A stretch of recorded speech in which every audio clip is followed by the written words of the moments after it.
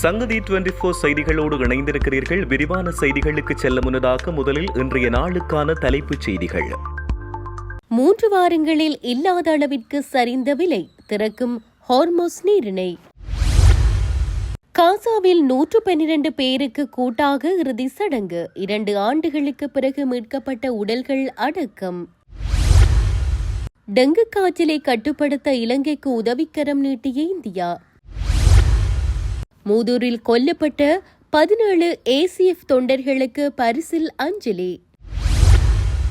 செங்கடலில் தாக்குதலுக்குள்ளான இந்திய கொடியேந்திய கப்பல், 13 மாலுமிகள் மீட்பு. தொடர்வன விரிவான செய்திகள். ஹார்மோஸ் நீரிணையை மீண்டும் திறப்பதற்கான உடன்பாடு இன்றோ அல்லது நாளையோ எட்டப்படலாம் என அமெரிக்க உயர்மட்ட அதிகாரி ஒருவர் தெரிவித்துள்ளதாக வெளிநாட்டு ஊடகங்கள் செய்தி வெளியிட்டுள்ளன. இந்த அறிவிப்பை தொடர்ந்து உலக சந்தையில் கச்சா எண்ணெய் விலைகள் 3 வாரங்களில் இல்லாத அளவிற்கு சரிவடைந்துள்ளன. அதன்படி பிரெண்ட் கச்சா எண்ணெய் பீப்பாயொன்றின் விலை $78 WTI கச்சா எண்ணெய் பீப்பாய் ஒன்றின் விலை $75 குறைந்துள்ளதாக தெரிவிக்கப்படுகிறது. குறுகிய காலத்தில் ஹார்மோஸ் வழியாக மேலும் பல கப்பல்கள் எவ்வாறு செல்லலாம் என்பது குறித்து ஓமான் மற்றும் ஈரானிடையே நடைபெறும் பேச்சுவார்த்தைகளில் அமெரிக்கா ஈடுபட்டுள்ளதாக அமெரிக்க வெளியுறவுத்துறை செயலர் மார்க்கோ ரூபியோ தெரிவித்துள்ளார். பேச்சுவார்த்தைகளில் முன்னேற்றம் ஏற்பட்டுள்ளது, ஆனால் இன்னும் இறுதி முடிவு எட்டப்படவில்லை என அமெரிக்க வெளியுறவுத்துறையில் செய்தியாளர்களிடம் ரூபியோ குறிப்பிட்டுள்ளார். ஹார்மோஸ் நீரிணை மீண்டும் திறக்கப்படும் என்ற எதிர்பார்ப்பு அதிகரித்துள்ளதால் உலகளாவிய எரிசக்தி சந்தையில் விநியோக அபாயங்கள் தொடர்பான நிச்சயமற்ற தன்மை குறைந்துள்ளதாக வெளிநாட்டு ஊடகங்கள் மேலும் சுட்டிக்காட்டியுள்ளன. காசா போரின் போது 2023 ஆண்டு இடம்பெற்ற மிக கொடூரமான இஸ்ரேலிய வான்வெளி தாக்குதல்களில் ஒன்றில் உயிரிழந்த 112 பேரின் உடல்கள் மீட்கப்பட்டதை தொடர்ந்து அவர்களுக்கான கூட்டு இறுதி சடங்கு செவ்வாய்க்கிழமை மத்திய காசாவின் டெய்ர் அல் பலா நகரில் நடைபெற்றுள்ளது. இதில் உயிரிழந்தவர்களில் 40 குழந்தைகளும் அடங்குவதாக தெரிவிக்கப்பட்டுள்ளது. இஸ்ரேலின் தொடர்ச்சியான தாக்குதல்கள் காரணமாக கடந்த 2 ஆண்டுகளாக அவர்களது உடல்களை மீட்க முடியாத நிலை ஏற்பட்டுள்ளது. கடந்த அக்டோபரில் போர் நிறுத்தம் நடைமுறைக்கு வந்த பின்னர் தாக்குதல்களின் தீவிரம் குறைந்ததை அடுத்து மீட்பு பணிகள் மீண்டும் முன்னெடுக்கப்பட்டன. பாலஸ்தீன கொடிகளால் போர்த்தப்பட்ட 100க்கும் மேற்பட்ட சவப்பெட்டிகள் வரிசையாக வைக்கப்பட்ட நிலையில் நூற்றுக்கணக்கான பொதுமக்கள் இறுதி அஞ்சலி செலுத்தியுள்ளதை மத்திய கிழக்கு ஊடகங்கள் வெளிப்படுத்தியிருந்தன. பின்னர் இடிந்த கட்டடங்கள் மற்றும் போரால் சிதைந்த வீதிகள் வழியாக உடல்கள் ஊர்வலமாக எடுத்து செல்லப்பட்டு அருகிலுள்ள மயானத்தில் நல்லடக்கம் செய்யப்பட்டுள்ளன. 2023 ஆண்டு நவம்பர் 22 காசா நகரில் அமைந்திருந்த குடியிருப்பு வளாகம் மீது இஸ்ரேலிய போர் விமானங்கள் நடத்திய தாக்குதலில் 300க்கும் மேற்பட்டோர் உயிரிழந்தனர். அப்போது சம்பவ இடத்திலிருந்தவர்கள் வெறும் கைகளாலும் எளிய கருவிகளாலும் இடிபாடுகளை அகற்றி சுமார் 40 உடல்களை மட்டுமே மீட்டிருந்தனர். கடந்த வார இறுதியில் காசா சிவில் பாதுகாப்பு படையினர் இடிந்த கட்டடத்தின் இடிபாடுகளை அகற்றி மேலும் 112 பேரின் உடல் எச்சங்களை மீட்டனர். இவர்களில் பெண்கள் மற்றும் குழந்தைகளும் அடங்குவதாக அதிகாரிகள் தெரிவித்துள்ளனர். அதேவேளை அந்த தாக்குதலுக்கு பின்னரும் 157 பேர் வரை காணாமல் போயுள்ளதாக காசா சிவில் பாதுகாப்பு பிரிவு தெரிவித்துள்ளது. அக்டோபரில் அமலுக்கு வந்த போர் நிறுத்த ஒப்பந்தத்திற்கு பின்னரும் காசா மீது இஸ்ரேலின் தாக்குதல்கள் முற்றிலும் நிறுத்தப்படவில்லை. எனினும் தாக்குதல்களின் தீவிரம் ஓரளவு குறைந்ததன் காரணமாக இடிபாடுகளுக்குள் புதைந்திருக்கும் ஆயிரக்கணக்கானோரின் உடலெச்சங்களை தேடும் மீட்பு பணிகள் தொடர்ந்து முன்னெடுக்கப்பட்டு வருகின்றன. இலங்கையில் மூதூர் பகுதியில் 2006 ஆண்டில் செயற்பட்ட ACF எனப்படும் பட்டினிக்கு எதிரான பிரெஞ்சு அமைப்பு தொண்டர்கள் 17 பேர் படுகொலை செய்யப்பட்டு 20 ஆண்டுகள் கடந்துள்ளன. 20ஆம் ஆண்டு நினைவு நாளான நேற்று பரிசின் புறநகர் பகுதியான கிளிச்சியில் நிறுவப்பட்டுள்ள நினைவு கல்லில் முன்பாக நினைவேந்தல் முன்னெடுக்கப்பட்டது. உயிரிழந்தவர்களை நினைவுகூரும் முகமாக நேற்று முற்பகல் 11 மணிக்கு நினைவுச்சுடரேற்றி அகவணக்கம் செலுத்தப்பட்டது. 2004 டிசம்பரில் ஏற்பட்ட சுனாமிக்கு பின்னர் நிவாரண நடவடிக்கையில் ஈடுபட்டிருந்த பிரெஞ்சு மனிதாபிமான அமைப்பான பட்டினிக்கு எதிரான நடவடிக்கை அமைப்பை சேர்ந்த குறித்த 17 உள்ளூர் உதவி பணியாளர்கள் மரண தண்டனை நிறைவேற்றும் பாணியில் ஸ்ரீலங்கா அதிரடி படையினரால் கொல்லப்பட்டிருந்தனர்.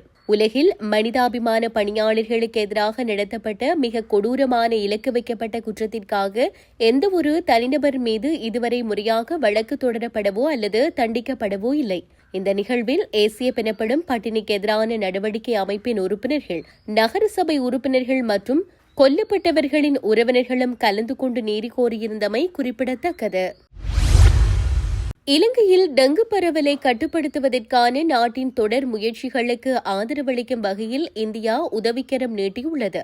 இலங்கைக்கான இந்திய உயர் ஆணையர் சந்தோஷ் ஜா நேற்று 500 லிட்டர் டெக்னிக்கல் மலாத்தியானை இலங்கையின் சுகாதார மற்றும் வெகுஜன ஊடகத்துறை அமைச்சர் டாக்டர் நலிந்த ஜெயதிசவிடம் வழங்கினார். இலங்கை அரசாங்கத்தின் அவசர கோரிக்கையை தொடர்ந்து இந்திய அரசாங்கம் மற்றும் இந்திய மக்களின் சார்பில் இந்த உதவி வழங்கப்பட்டதாக இந்திய உயர் ஆணைக்குழு வெளியிட்டுள்ள அறிக்கையில் தெரிவிக்கப்பட்டுள்ளது.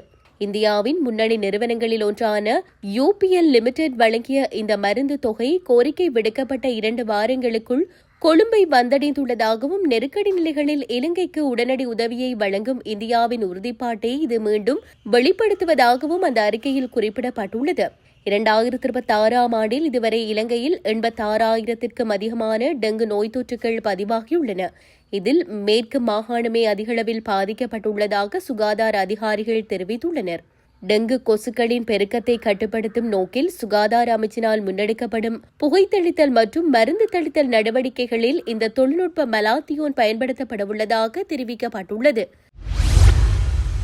ஏமன் கடற்கரைக்கு அப்பால் செவ்வாயன்று தாக்குதலுக்குள்ளான இந்திய கொடியை ஏந்திய வணிக கப்பலான MSV ஃபைஸ்னூரே ஒலியா செங்கடலில் மூழ்கியது.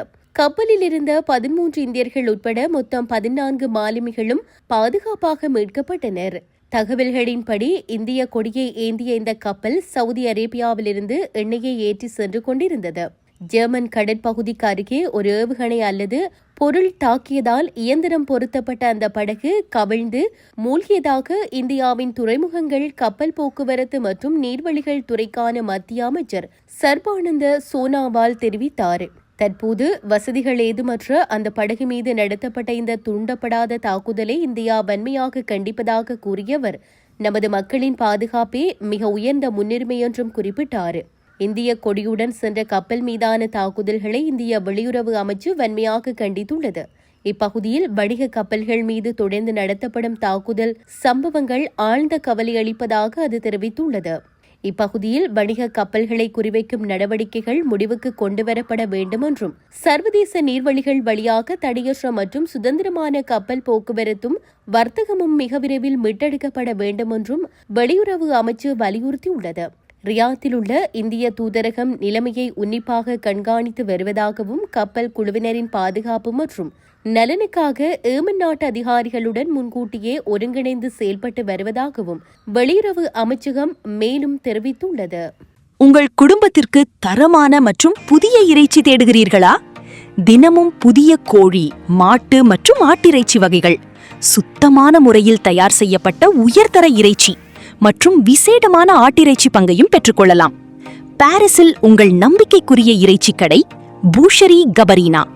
தொடர்புக்கு 01 40 34 05 35 அல்லது 01 46 07 46 35. பூஷரி கபரீனா, உங்கள் குடும்பத்தின் நம்பிக்கை. இத்துடன் செய்திகள் யாவும் நிறைவு பெறுகின்றன. மேலதிக செய்திகளுக்காக சங்கதி 24.com உடன் இணைந்திருங்கள். வணக்கம்.